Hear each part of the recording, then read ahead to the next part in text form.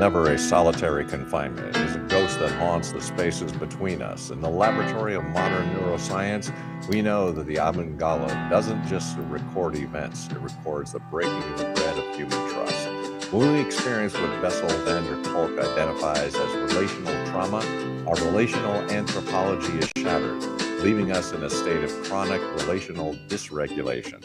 We become like the protagonist in the Temptations' I Wish It Would Rain, hiding our pain beneath and behind a smile because the world feels unsafe. But as the ante-Nicene fathers and Augustine understood, the sovereign self cannot heal in isolation. We require a secure base, a sanctuary where the vagus nerve can find its haven. Healing is the act of moving from lonely longing into a covenantal community where, as Bill Withers sang in 1972, we finally have someone to lean on me. Lean on me. So, Mr. Mick, if trauma affects both body and mind, what does the Christian theology say about the relationship and why does that matter for healing? Thomas Aquinas' insistence on the unity of body and soul represents one of Christianity's most radical and most commonly misunderstood doctrines. Against the Platonic tendency to view the body as a prison or hindrance to the soul, and against Gnostic movements that sought salvation through escape from materiality, Aquinas argues that human person is not a soul trapped in a body, but rather a body-soul unity, one substance with two inseparable dimensions. In his Summa Theologica, Aquinas states, the soul is united to the body as its form. Therefore, the soul is not a complete species in itself, but rather the principle through which the human being exists. This metaphysical claim has profound therapeutic implications. Whatever wounds the body wounds the person, and healing must be embodied, not merely cognitive. Modern neuroscience vindicates Aquinas spectacularly. Van der Kolk's work demonstrates that trauma is stored somatically in muscle tension, breathing patterns, postural habits, and the autonomic nervous system dysregulation. The traumatized person doesn't simply remember terrible events, their body continues to respond as though those events are still occurring.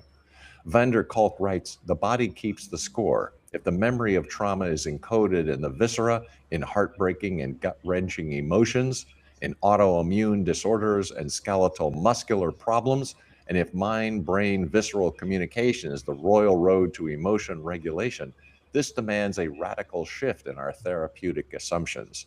This radical shift is precisely what Aquinas' anthropology provides, a framework that takes bodily experience as constituent of personal experience, not secondary to it. Aquinas develops this in his treatment of the passions, what we might call emotions, in questions 22 through 48. The passions are neither purely physical nor purely mental. They occur in the sensitive appetite, which is the meeting point of body and soul. Aquinas writes, the passions of the soul are in the composite as their subject. This means emotional life cannot be addressed through reason alone. The angry person cannot simply choose not to feel anger. The anxious person cannot will away anxiety. The traumatized person cannot think their way into feeling safe. The passions must be addressed where they occur, in the embodied self. That is why Aquinas insists that virtual formation requires habituation, repeated embodied action that gradually shapes the passions themselves. In his treatment of virtue, he draws heavily on Aristotle. Virtue is not an act, but a habit, and it is acquired by repeated acts. The modern translation, neural pathways form through repetition. The traumatized nervous system has learned certain patterns through repeated terrible experiences. It will only unlearn them through repeated safe experiences. There is no shortcut, no purely intellectual intervention that can bypass the slow work of embodied relearning. Stephen Portage's polyvagal theory provides the neurobiological mechanism Aquinas intuited. The vagal nerve, which connects the brain to the heart, lungs, and the digestive system, has two main branches. The ventral vagal system supports social engagement, calm, and connection, what we might call the physiological substrate of communion. The dorsal vagal system triggers shutdown, disassociation, and collapse when threat becomes overwhelming. Trauma survivors often live in a state of vagal dysregulation, oscillating between hyperarousal, sympathetic nervous system dominance, and hypoarousal, dorsal vagal shutdown, unable to access the ventral vagal state that makes relationship feel safe. Porges writes, safety is the treatment, but safety is not a cognitive judgment. It is a physiological state, registered first in the body through what Porges calls neuroception. The traumatized body's neuroception is miscalibrated. It detects threat when none exists and cannot detect safety even when present. Healing requires recalibrating this bodily capacity to discern safety, which Aquinas would recognize as forming new habits in the sensitive appetite. Aquinas' treatment of the virtues, capacity, or power further illuminates this. He distinguishes between intellectual virtues formed through teaching and moral virtues formed through habituation. The capacity to trust, to remain present, to tolerate vulnerability, these are moral virtues in Aquinas' sense, and they cannot be acquired through instruction alone. They require what van der Kolk calls bottom up interventions, practices that work directly with the body's regulatory systems. In question 81, Aquinas discovers and discusses how vices are transmitted and corrected, noting that sin is not transmitted through natural generation in respect to the soul, but only in respect to the body. Yet he immediately adds that this bodily dimension shapes the soul's operations. The child who grows up in an abusive household doesn't inherit sin, but does inherit patterns of dysregulation that shape how the soul engages reality. This is precisely what attachment theory describes: the intergenerational transmission of relational patterns through embodied interaction, not through genetic determinism. Aquinas' sacramental theology extends this embodied approach to healing. The sacraments work by themselves through the physical act itself, not merely through the participant's subjective understanding or feeling. The water of baptism, the bread and wine of Eucharist, the oil of anointing, the laying on of hands in ordination or reconciliation. These material acts affect spiritual transformation because human persons are body soul unities. Healing requires embodied ritual, not just theological understanding. Peter Levine's somatic experiencing therapy applies this principle clinically. Levine observes that animals in the wild, despite regular exposure to life threatening situations, don't develop PTSD. The difference? Animals complete their fight or flight response, discharging their survival energy mobilized during threat. Traumatized humans often cannot complete these responses. The energy remains trapped in the body, creating chronic states of hyperarousal or frozen immobility. Healing requires helping the body complete what it couldn't complete during trauma, discharge the energy, finish the fight or flight response, reclaim the capacity for action that trauma took away. Levine writes, trauma is a fact of life. It does not, however, have to be a life sentence. Not only can trauma be healed, but with appropriate guidance and support, it can be transformative. This transformation happens through bodily practices, tracking sensations, completing interrupted movements, restoring the sense of agency in the sensitive appetite, gradually training the passions toward integration rather than fragmentation. Pat Ogden's sensomotor psychotherapy similarly emphasizes that the body is the stage upon which the drama of our lives unfolds. Her approach helps clients develop what she calls somatic resources, embodied capacities to self regulate, to notice and modulate arousal, to discriminate between past trauma and present safety. These resources aren't cognitive skills, they are trained capacities of the body, self, exactly what Aquinas describes as virtues formed through habituation. Aquinas' treatment of the Going resurrection on. further underscores his commitment to embodied personhood. Against those who saw salvation as an escape from the body, Aquinas insists on the resurrection of the body as essential to human completion. He writes, the soul is naturally united to the body. It would seem unnatural for the soul to be without the body, but nothing unnatural can be perpetual. Therefore, the soul will not be forever without the body. This means even ultimate healing, Eschatological restoration includes the body. There is no purely spiritual healing because there is no purely spiritual person. This has immediate implications for trauma treatment. Approaches that address only cognition or emotion while ignoring the body cannot succeed because they address only part of the person. This is why Vanderkolk champions body based interventions, yoga, theater, EMDR, neurofeedback, practices that work directly with somatic experience. He notes in order to change, people need to become aware of their sensations and the way that their bodies interact with the world around them. Physical self awareness is the first step in releasing the tyranny of the past. Aquinas' metaphysics of the body soul unity reveals why trauma healing cannot be purely cognitive or purely spiritual.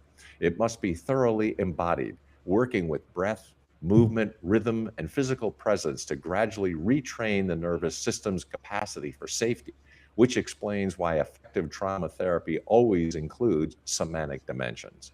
In conclusion, Christian practices of bodily formation through liturgy, fasting, and communal rhythm align with the neurobiological requirements for healing. Mr. Mick, what makes a person truly human according to Christian teaching, and how does understanding shape what healings looks like?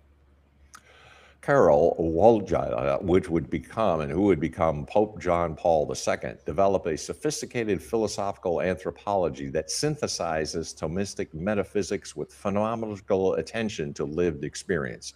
His central claim, articulated most fully in Love and Responsibility and The Theology of the Body, is that human person is fundamentally oriented toward communion, toward the sincere gift of self to another. He writes, man cannot fully find himself except through a sincere gift of himself. This is not pious sentiment, it is an ontological description. The person becomes most fully personal, most fully themselves, precisely in the moment of self giving love. Trauma represents the profound disruption of this capacity. When relationship has been the site of violation rather than communion, the wounded person cannot give themselves because self gift has meant annihilation. They cannot receive love because receiving has meant becoming vulnerable to further wounding. The traumatized self lives in what John Paul II would recognize as radical isolation. Not that chosen solitude can be fruitful, but the enforced disconnection that contradicts the person's deepest nature. John Paul II's phenomenological method pays attention to what happens in the experience of persons. In The Acting Person, he analyzes how human action reveals the person, the capacity to act, to choose, to initiate. What he calls self determination constitutes personhood. Trauma specifically attacks this capacity. As Vanderkolk documents, traumatized individuals often report feeling like mere observers of their own lives, unable to affect change, unable to trust their own agency.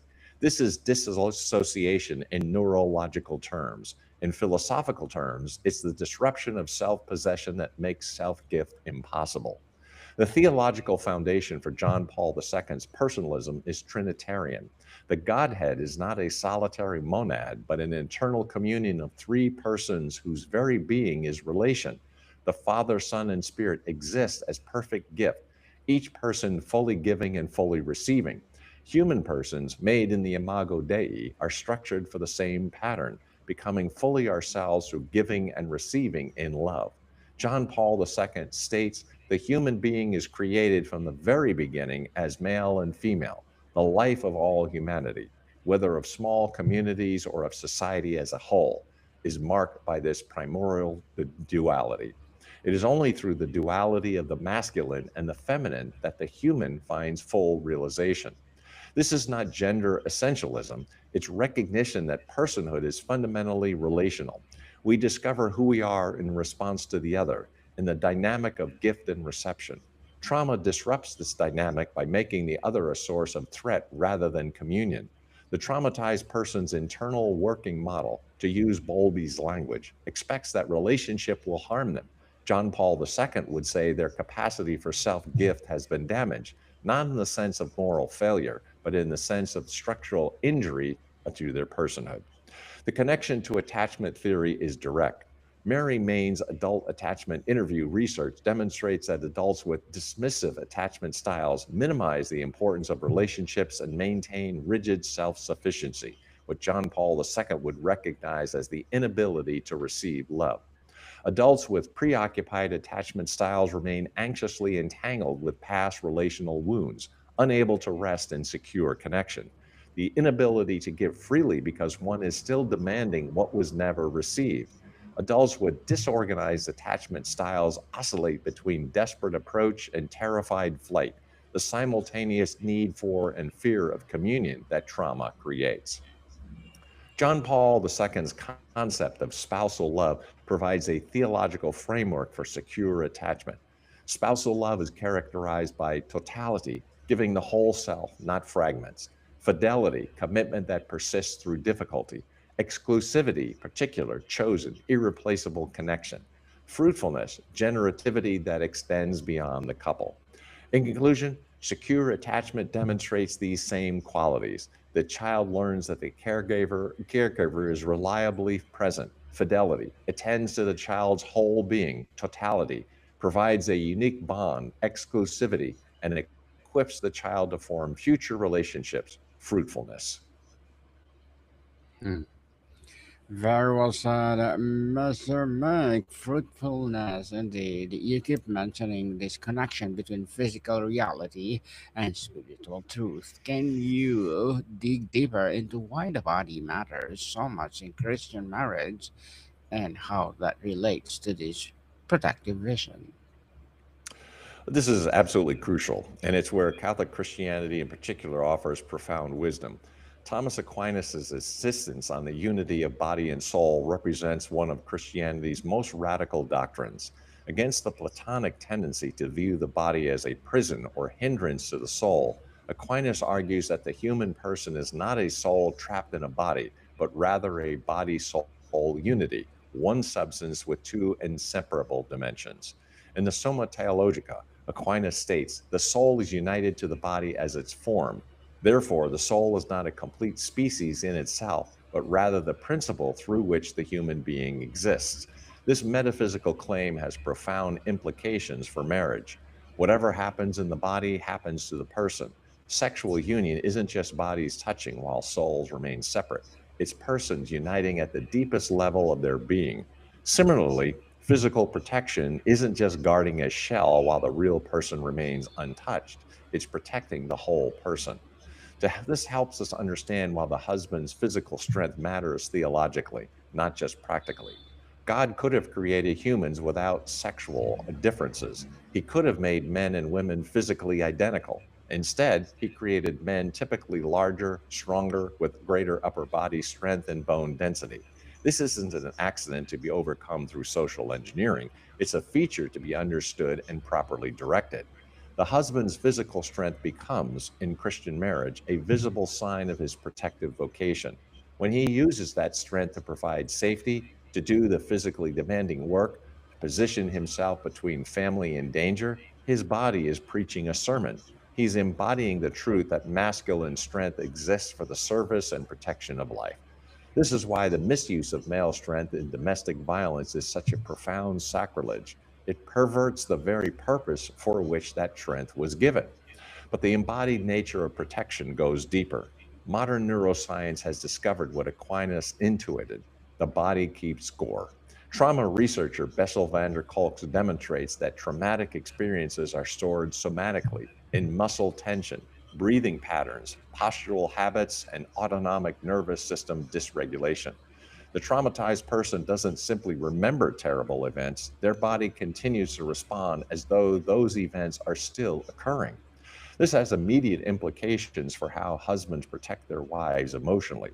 A woman who has experienced trauma, whether in childhood or in previous relationships, isn't just carrying psychological wounds. Her nervous system has been trained to detect threat even when none exists. Her body stress response activates automatically in situations her mind knows are safe. The husband's steady, calm, predictable presence literally helps recalibrate her nervous system over time. His embodied reliability teaches her body what her mind might already know: she is safe. Stephen Porges's polyvagal theory explains the mechanism.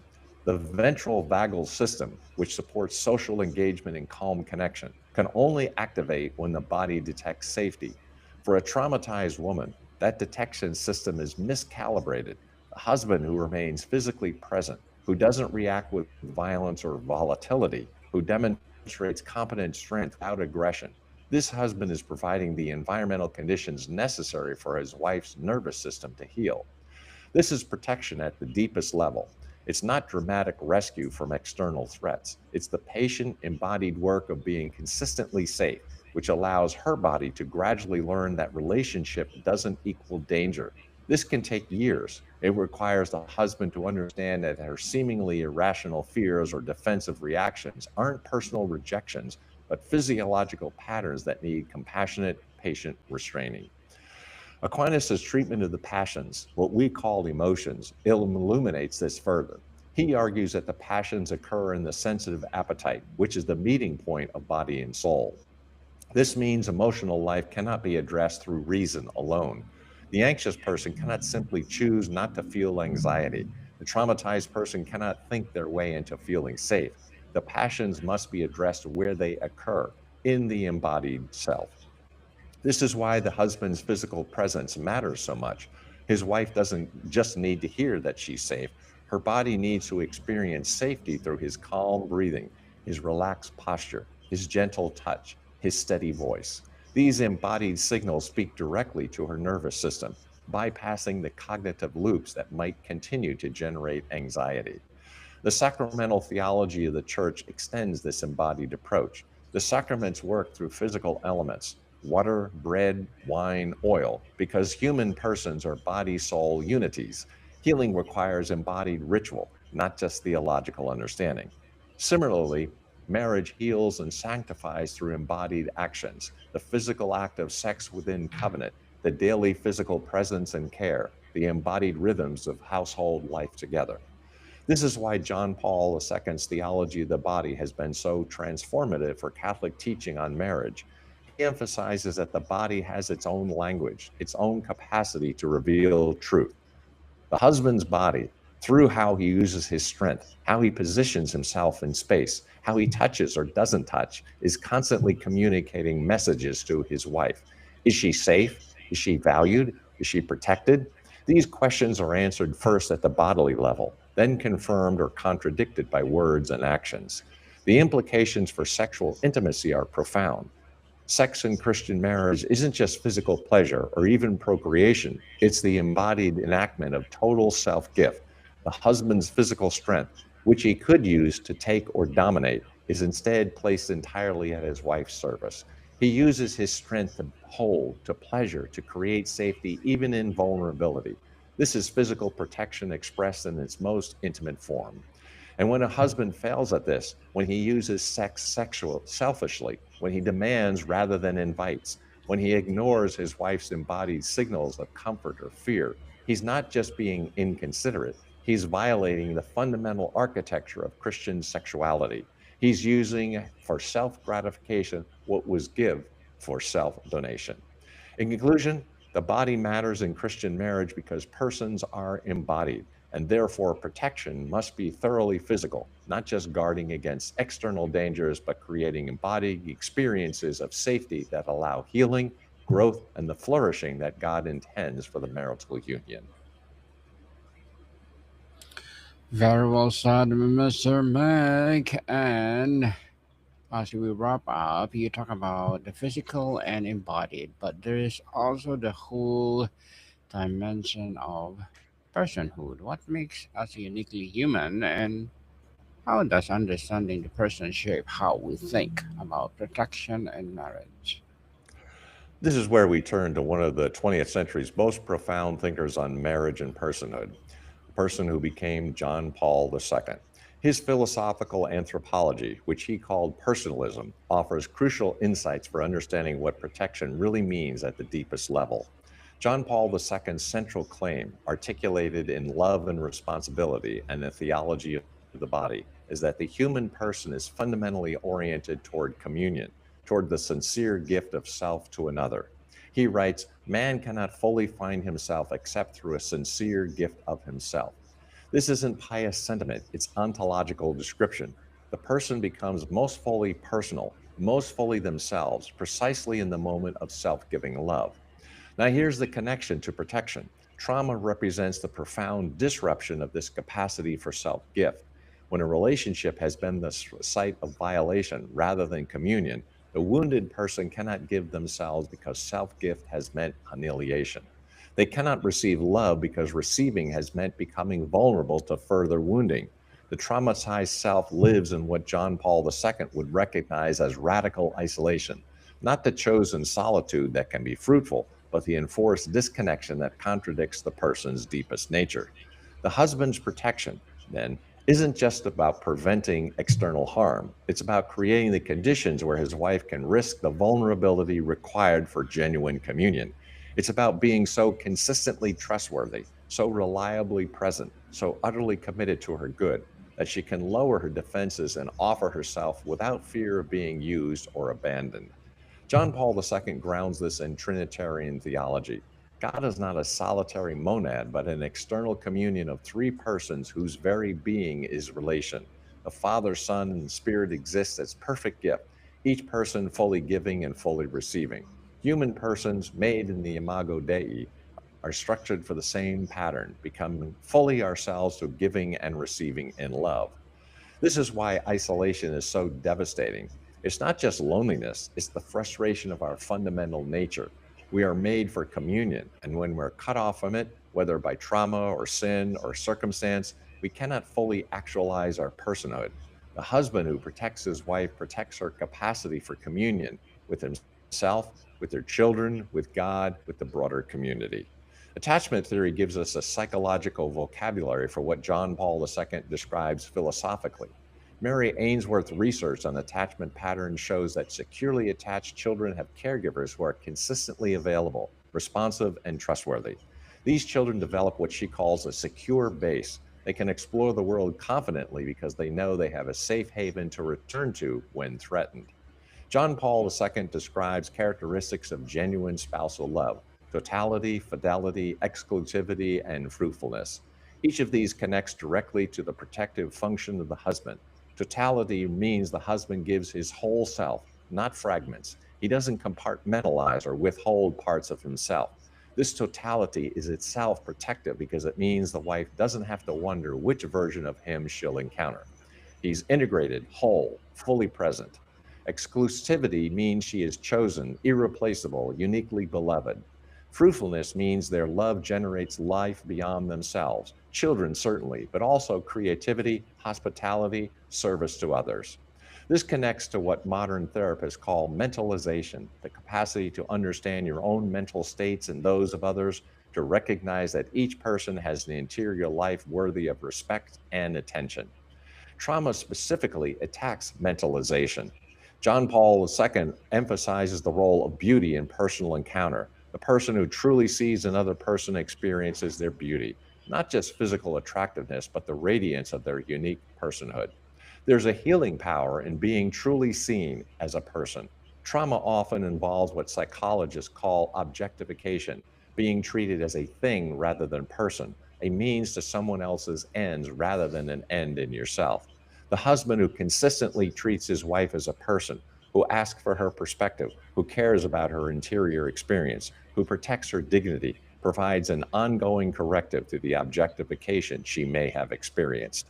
In conclusion, personalist philosophy reveals that the deepest form of protection a husband offers is the consistent, faithful recognition of his wife's personhood, creating this through total self gift, the secure relational space where she can risk her own self gift without fear, thus enabling the communion for which both were created in and which both find their ultimate fulfillment.